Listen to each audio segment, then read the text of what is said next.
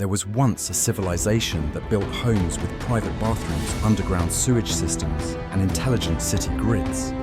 At a time when Egypt had yet to finish the pyramids and the Greeks had not learned to write. And you've never heard their name. Not Egypt, not Sumer, not Greece, but Harappa, a civilization buried deep beneath the sands of time, once located in what is now Pakistan and northwest India. Harappa wasn't just older. It might have been more advanced than any contemporary civilization. While other societies built their power on theocracy and violence, Harappa seemed to operate without kings, without wars, and without armies. Yet they maintained a society of over 5 million people with clean, orderly cities, and possibly even a democratic system. This is the only known civilization where archaeologists have found no evidence of warfare, no weapons, no fortified walls, no tombs for rulers. Instead, they uncovered strange seals with undeciphered symbols, sophisticated hydraulic works, and a vast international trade network spanning from Persia to Central Asia. And then suddenly, they vanished. Why did such a highly developed society collapse in silence? Where did they go? Who were they, and what if Harappa was the true cradle of civilization, not Egypt or Mesopotamia as we've long believed? No one has a definitive answer. But today, we will dig deep, both literally and metaphorically, into the ruins of a forgotten empire. A story of history left out of textbooks, a mystery that could entirely reshape how we understand our past. It starts here, where the ancient bricks of Harappa still whisper of a world that once was, and perhaps was millennia ahead of its time. Part 1. The beginning of a forgotten legend. In 1856, in what was then northwest India, now Pakistan, 2 British engineer brothers were tasked with expanding the Punjab railway line. As they dug the foundations, they unearthed more than just soil and stone. They found ancient bricks marked by time, stacked as if part of a once existing structure. They thought little of it, just that the bricks were solid, so they used them for construction. And thus, an ancient civilization buried beneath layers of time was caught in the iron wheels of the 19th century. Yet this indifference planted the seed for a search that would span centuries. A few years later, Alexander Cunningham, the first director of the Archaeological Survey of India, came to investigate the site. He noted a seal carved with strange symbols, but still assumed it was merely a medieval ruin. It seemed this great civilization was not yet ready to tell its story. It wasn't until the early 20th century that the mounds near Harappa drew serious archaeological attention. In 1902, John Marshall became Director General of the Archaeological Survey of India. Reviewing Cunningham's reports, especially one about a seal with strange symbols, he sensed something deeper than a medieval ruin. In 1920, Marshall began excavating Harappa. What he uncovered astonished the world: brick homes, drainage systems, terracotta figurines, and inscribed seals, evidence of a lost city. Meanwhile, Indian archaeologist Rakul Das Banerjee began digging at Mohenjo-Daro in Sindh. The striking similarities between the two sites led to a historic realization. These weren't just cities, they were part of a vast civilization spanning the Indus Valley. From broken bricks and forgotten seals, an ancient world emerged into light. The name Harappa then became representative of the entire civilization. But don't think of it as merely a geographical label. It's a gateway for future generations to explore a network of ancient cities, nameless inhabitants, and a mindset entirely different from what we've known of the Bronze Age. Harappa was not alone. It was just the first piece in a vast mosaic. Mohenjo-Daro, Kalibangan, Dholavira, and hundreds of other settlements stretched along the Indus and Ganga-Hakra rivers. A curious fact, their layouts were astonishingly uniform, suggesting not just shared technology, but also a unified ideology. This raises a quiet yet piercing question: how could a civilization grow and manage millions of people without leaving clear memories in epic tales, myths, or chronicles? Harappa, quite literally, was an unnamed existence, a forgotten giant. Yet the city's pulse still echoes through underground canals and sunburnt earth as if it were still alive. Stepping into Harappa is like entering a meticulously designed maze. Straight roads, houses lined up like chessboard squares. This was not the random sprawl of ancient villages, but systematic planning, a master blueprint. Main roads divided the city into functional zones: residential, administrative, ceremonial. The walls were built of sturdy fired brick.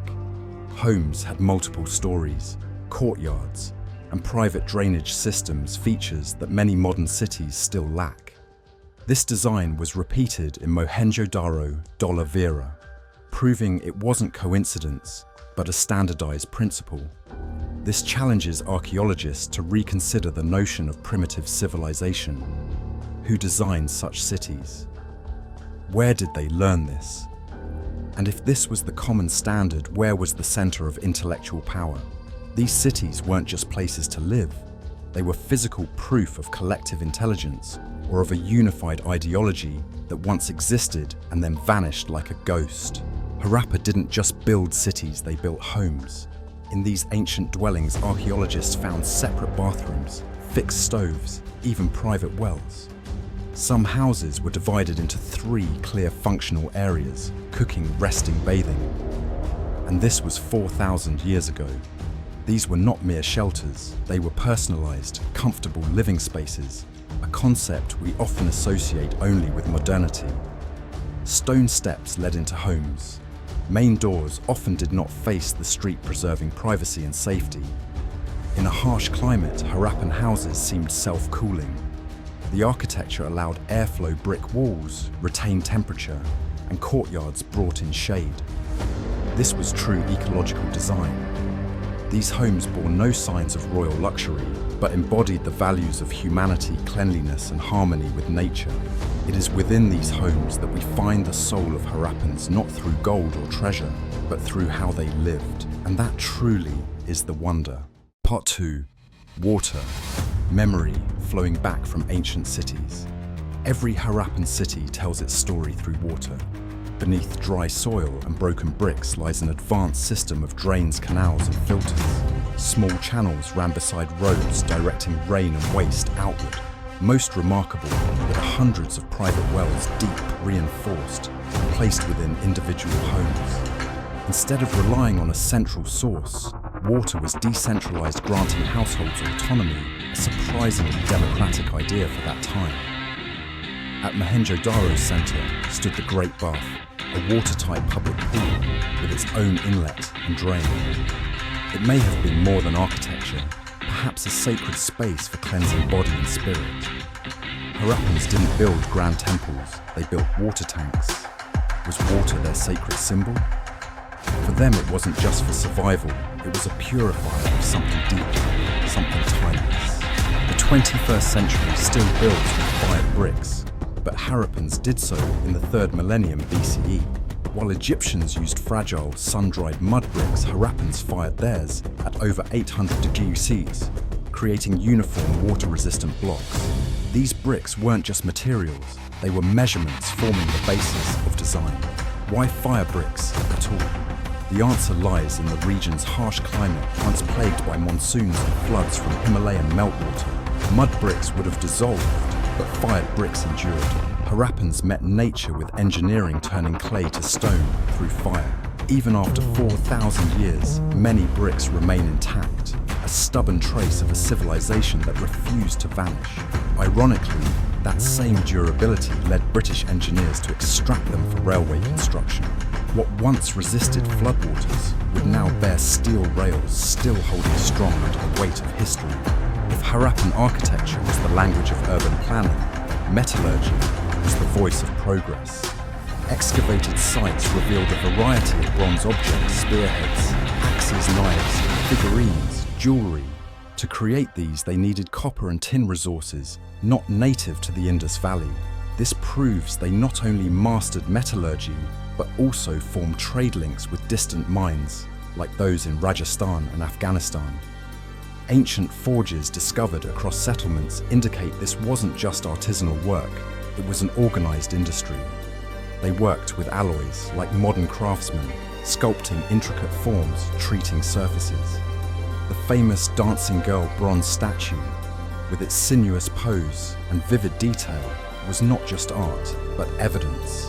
Their hands were not only strong, but also as delicate as a jeweler's. From weapons to toys, Harappa turned metal into a lifelong companion. And if metal doesn't rust, perhaps the memory of Harappa too is indelible, resisting erasure across time. Part 3. Order without thrones. The silent operation of a peaceful society. In an age of camels and rivers, the Harappans built trade routes stretching thousands of kilometers. They traded not only within their region, but with Mesopotamia, the Iranian Plateau, and Oman. Harappan seals featuring animals and an undeciphered script have been found in Mesopotamia. They exchanged copper, tin, cotton, ivory, and gems for metals and luxury goods. Remarkably, there's no sign of war, no conquest or plunder. Trade was based on trust, reputation, and negotiation, an advanced concept before Babylonian law. Perhaps they knew that to go far, one need not conquer, just connect. Harappa didn't export force, they exported civilization. Their legacy is drawn on ancient maps without ever drawing a sword. When archaeologists announced that the Harappan Civilization may have reached a population of 5 million, the academic world was astonished. This figure far surpassed that of ancient Egypt and was nearly triple that of Sumer. So how did they manage such a massive population without leaving evidence of armies, military fortresses, or despotic tombs? No statues of kings, no large-scale weapons, no ruins of civil war. This lends strong support to the hypothesis of a non-militarized society. Perhaps they governed through communal structures, city councils, specialized groups, and a decentralized management network. They lived in peaceful cities that still thrived without needing violence for control. Could this have been the first ideal society in history where people were smart enough to build order without oppression? And if so, was this peaceful nature their greatest strength? Or the very reason they couldn't withstand change? In most ancient cities, power was concentrated in kings, priests, or noble classes. But in Harappa, there were no palaces, no mausoleums, and no clear markers of a ruling elite. This absence is not accidental. It may have been a cultural choice. One theory suggests that each city was governed by a local council, composed of representatives of professions, communities, and clans. These councils may have linked with one another through an intercity mechanism, something like a primitive parliament. UNESCO once called Harappa a potential cradle of democracy, not because they had written laws or general elections, but because they knew how to share power, organize communities, and maintain stability without coercion. This raises a profound question. Is modern democracy really so new, or merely a distant echo of a society that once lived in harmony, consensus, and greater mutual understanding than we do today? We can imagine Harappa as an urban symphony with no conductor in sight. Everything functioned as if guided by an invisible rhythm, a unified coordination among communities. There were no central temples of power, no isolated royal citadels, no grand monuments to leaders. The so-called citadels, the elevated mounds, were merely technical hubs, not symbols of absolute authority. Were these the seats of councils or administrative centers shared across trades? Some scholars hypothesize that the Harappans chose collective rule, like guilds, where power was distributed by role, not bloodline. They ran their society on intrinsic systems, unwritten laws, communal responsibilities, and mutual respect, like a social neural network operating smoothly without a dominant center. Could it be that Harappa's true secret lies not in the temples they built, but in the fact that they chose not to build temples, a kind of hidden intelligence too subtle for us to name? Part 4.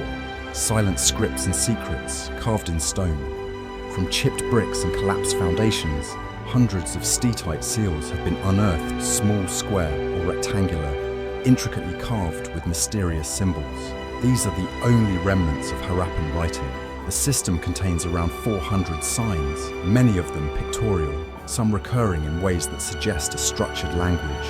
But they're too short. Most inscriptions only have 5 to 10 characters, making statistical analysis and decipherment nearly impossible. There is no bilingual artifact like the Rosetta Stone, no long manuscripts, no mythology recorded in writing. These seals just sit like a string of silent signals between two worlds. Yet their consistent appearance on seals' pottery and tools suggests they weren't arbitrary. They were part of a real information system, a true language. But if language is the soul of a culture, then Harappa is guarding its soul in utter silence. Harappan seals were often pierced for wearing or affixing to objects. Their surfaces carry short inscriptions and images of animals, humped bulls, rhinoceroses, crocodiles, elephants, sometimes mythical creatures. Some scholars believe these were ID tags carrying the name of an individual or group, like ancient identity cards. Others think they were trade stamps marking the origin of goods like prehistoric QR codes. There are more mystical theories that the seals had ritual purposes, were protective charms, or religious symbols. The ambiguity of their function makes each seal feel like a lockbox of knowledge, part administrative, part metaphysical. These are scripts no one can read yet. They contain a meaning everyone longs to understand. Perhaps unlocking a single line would blow open the lid of Harappan history, but until the key is found, we can only gaze at them like the blind do the moon sensing, without grasping. In 2004, an academic group offered $10,000 to anyone who could decipher a Harappan inscription of around 50 characters. 2 decades later, the prize remains unclaimed. Brilliant minds from linguists to computer scientists have all tried. Statistical models, artificial intelligence, comparative grammar, all have failed. Some even question whether Harappa ever had a full-fledged language. Maybe these were ritual symbols not meant for communication in our modern sense. But if so, why do they follow morphological rules? Why are they reused, regionalized, and found alongside trade artifacts? No, it is a language. We just don't yet have the words to decode it. Harappan script is like a lost scripture. Whoever reads it will pass through a gateway into knowledge sealed off for millennia. But until that person arrives, history chooses to remain silent, a silence full of pride. Part 5. Invisible gods and rituals without sanctuaries. While Egypt raised pyramids and Mesopotamia built towering ziggurats, Harappa left behind no trace of any temples. Yet they certainly had faith, a faith that expressed itself subtly and quietly, much like the essence of this civilization itself. In Mohenjo-Daro, the Great Bath in the Citadel area appears to be the central ritual site. Perfectly proportioned, built with water-resistant bricks, featuring an intricate water supply and drainage system. This structure could not have been purely utilitarian. Perhaps the Harappans saw water as a symbol of purification, a sacred ritual requiring no deity, just a moment of stillness in cool water. For them, sanctity may not have resided in chants, but in actions. And maybe that is why, even without temples, we still feel Harappa to be very close to the divine.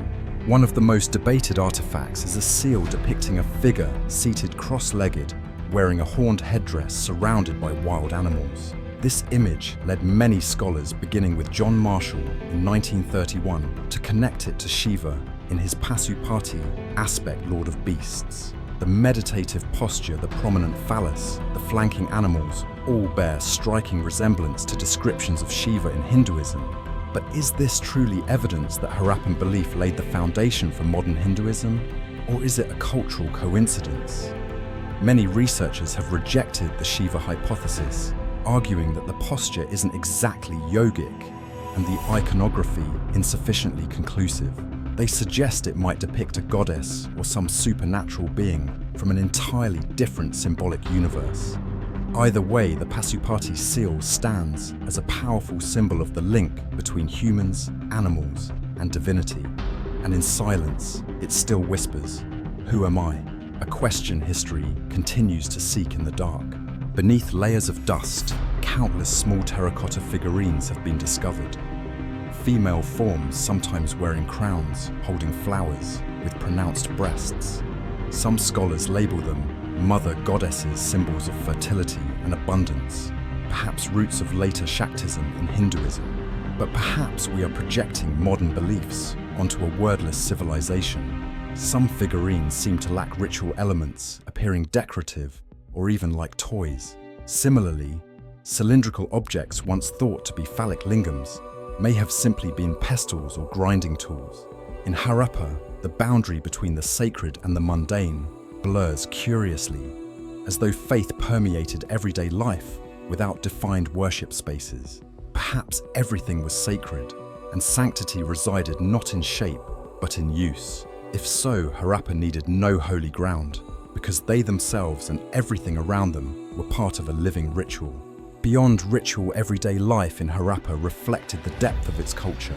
Archaeologists have uncovered many games, six-sided dice game boards resembling early versions of tic-tac-toe or Go.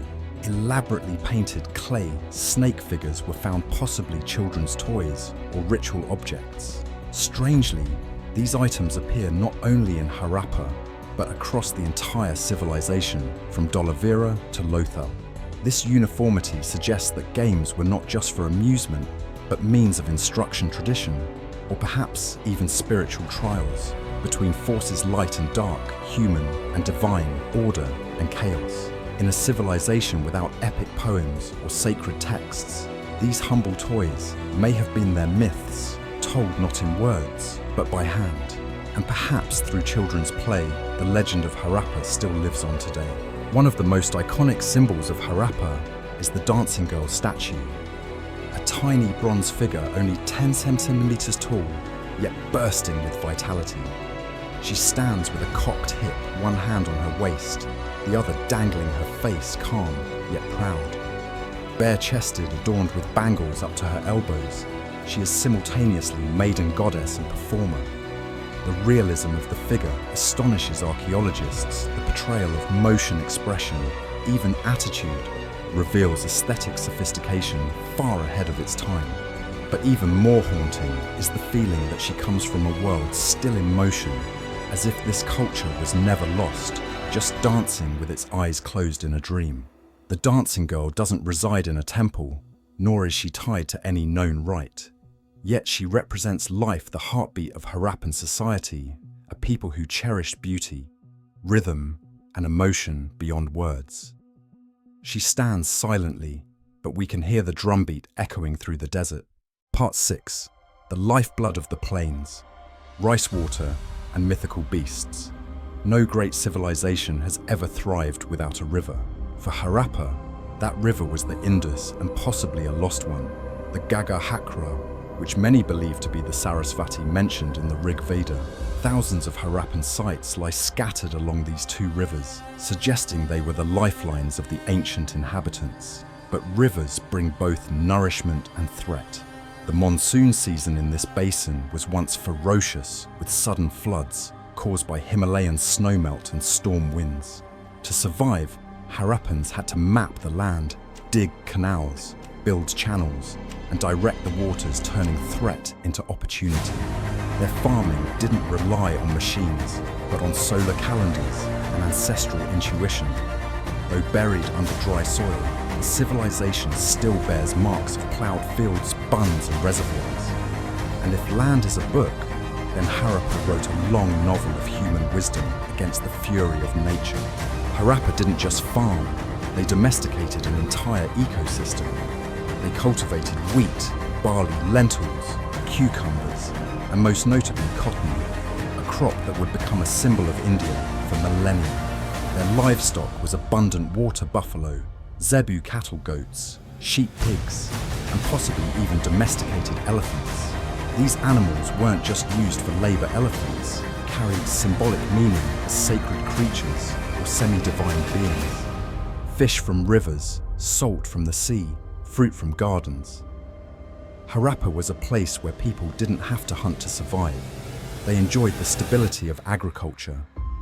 Harappans weren't just farmers, they were ecosystem managers, linking plants, animals, water and land into a closed loop.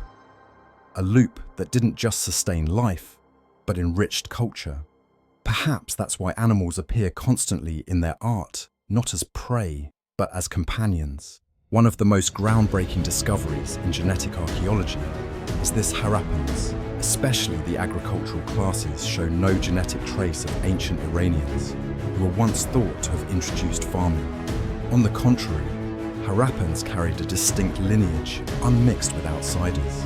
This upends the long-standing theory that agriculture spread eastward from Mesopotamia through Iran into India. Instead, it suggests Harappa may have independently developed its own farming techniques or learned them from an unknown source. This independence opens an exciting possibility. Could Harappa be one of the rare ancient cultures that invented indigenous agriculture, formed from within, not copied? This strengthens the idea that Harappa was a distinct centre of development, not reliant on the ancient West. And if so, they may not only have learnt from others, but taught the world how to tame the land, irrigate fields, and feed communities. But nature, the old ally of Harappa, did not keep its promise forever. Around 1900 BCE, something changed. The rivers began to shift or dry up, monsoons grew erratic, and forests were over-harvested for fuel and farmland. No more regular floods, no more fertile silk fields, dried crops failed. Once bustling cities began to empty out. The first signs appeared in the architecture houses, grew smaller, building quality declined. Then came the disappearance of seals' public baths and drainage systems, as though the entire society was shrinking inward. There were no wars, no invasions, only a slow decay like a chronic illness.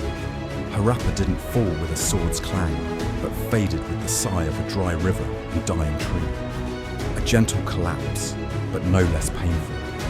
And in nature's quiet retreat, even Harappa's brilliance could not resist the flow of fate. Part 7. The Final Days. The silence of a kind civilization. As water supplies dwindled and the land turned barren, the Harappans faced another invisible enemy: overpopulation. Cities once designed for a stable population now had to absorb waves of migrants fleeing drought-stricken regions.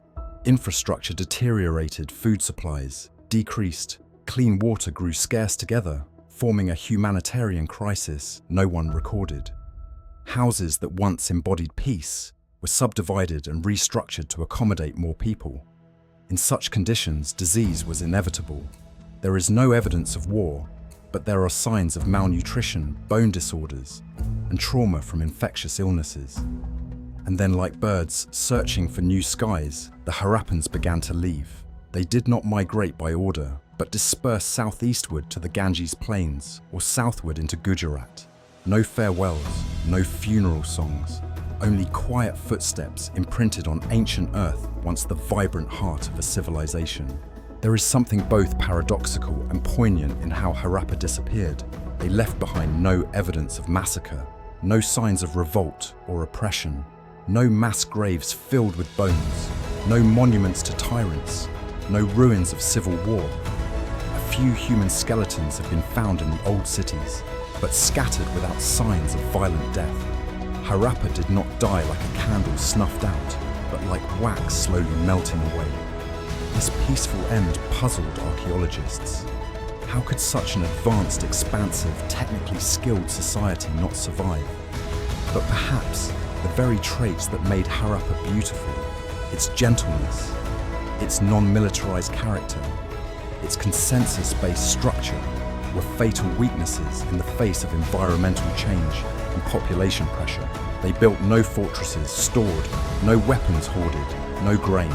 They chose to retreat, and in that retreat they left behind one of history's rarest lessons: that a civilization can fade away without harming anyone.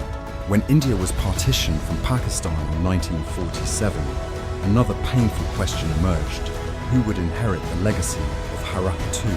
Of the greatest Harappan cities, Harappa and Mohenjo-Daro were now within Pakistan's borders. Meanwhile, many priceless artifacts had already been transported to New Delhi before the split. The division of archaeological material did not go smoothly. Some statues were split into separate parts for equal sharing. Many relics were lost and disputes erupted over ownership. But beyond physical objects, even the spirit of Harappa was divided. India views Harappa as the origin of its people. Pakistan, too, sees it as part of its motherland's heritage. Both nations have their reasons, but neither can fully grasp Harappa's soul. This civilization was born before states existed, before national languages, and its spirit, if it still lingers, surely flows quietly along the Indus River like a love song torn in two. Part 8. Echoes of 1,000 Years. Harappa and the Unanswered Questions. Among Harappan relics, two figures stand out: the bronze dancing girl in New Delhi and the priest king statue in Karachi. One is youthful, poised in motion, her eyes bold and defiant. The other is mature, calm, his gaze thoughtful, draped in a patterned robe. If she embodies freedom, creativity, and the spirit of everyday life, he reflects intellect, rule, and belief. They aren't opposites, but complement, symbols of Harappa's inner dialogue between chaos and order, self and society, art and structure. We may never know if he was truly a priest or a king, yet that uncertainty keeps Harappa from being confined to a single narrative. It becomes a mirror of our own dualities, the drive to express and the need to organize, the longing for freedom and the pull of harmony. That balance, still unresolved, is perhaps why Harappa endures in our imagination. After more than a century of study, Harappa remains a labyrinth without an exit. What did they call themselves? What was their real language? Why are there no surviving myths, no scriptures, not even a single known personal name? Did they deliberately avoid writing records? Or did their successors, the Vedic civilization, completely erase all traces? To assert a new identity, scholars continue to grapple with hundreds of theories, from Harappa being the world's first democracy to ideas that they were an Eastern Atlantis. Some even propose that Harappa surpassed its time in social thinking, so much so that it was overwhelmed by forces not yet ready to receive it. In any case, Harappa reminds us that history is not a smooth river. There are bends, shortcuts, and erased memories, not because they were unimportant, but because they were too different to be understood. And Harappa is one such sacred blank space that modern history is still too proud to reach. Today, when standing among the ruins of Mohenjo-Daro or Harappa, you won't hear the sound of temple bells or war trumpets. But one thing still echoes silence.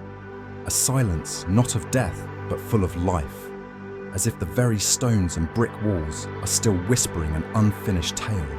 A tale of a civilization that once lived in harmony, organized itself without violence, and placed water and art at its center, rather than conquest and domination. Harappa did not proclaim itself through victory, but through its ability to sustain order and beauty for centuries. And because of that, they exist in a different way, not through empire, but through resonance. Perhaps Harappa did not end, but merely changed form. Perhaps in modern cultures, Harappa still breathes in the way we plan our cities, in our reverence for nature, in our yearning for a more peaceful society. And if we listen closely, we'll hear the whispers of stone. The journey through Harappan civilization has taken us across time, from forgotten mounds of earth to spectacular discoveries of master-planned cities, advanced water systems, and the great unsolved riddle of their script. Harappa is not just an ancient civilization, it is living evidence of humanity's extraordinary capabilities in prehistory, a society that rose independently, prospered, and left behind a deep cultural legacy before quietly fading under the weight of time and nature. From building large cities out of fired brick technology far ahead of its time, to creating water management systems that still astonish modern engineers, Harappa proves that our ancestors were far from primitive. They formed organized societies, planned infrastructure, managed resources, engaged in long-distance trade, and upheld profound spiritual values. They may have invented the first democracy in human history and built a social structure we still do not fully comprehend. Yet many mysteries remain. Who were their leaders? What did they call themselves? Why did they fall so suddenly? And more importantly, how many ancient cities still lie sleeping beneath the earth, waiting to be uncovered? If Mohenjo-Daro was not the largest city, but Rappagarhi was, are we only seeing the tip of the iceberg? If a city of more than 5 million people once existed, could this truly be the cradle of civilization, surpassing even Egypt? and Mesopotamia have the bricks, seals and statues told their whole story? Or is there still a part of the legend waiting to be revealed, waiting for future generations to decode?